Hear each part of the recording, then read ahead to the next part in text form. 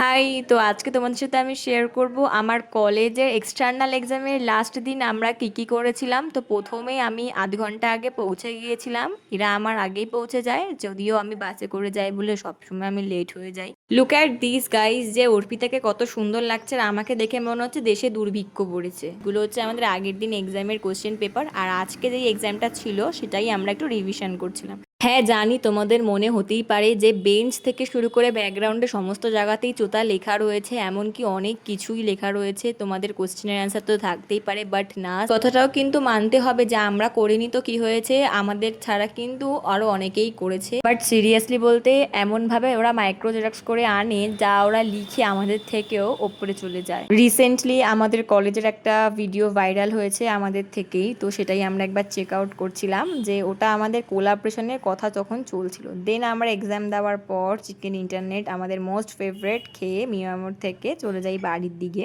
আমি আজকে মেট্রো করে যাব, আর সেদিনকে আমাদের চাই না কোন কারণে কলেজে আমাদের আটকে দিয়েছিল, আর সবাইকে একটা নাম্বারে কল করতে বলা হচ্ছিল।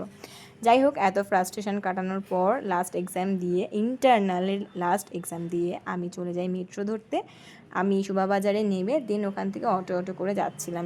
তো দ্যাটস ইট, আমি এখন আমার বাড়িতে যাওয়ার জন্য অটোতে উঠে পড়েছি, আর আজকের মতন টাটা।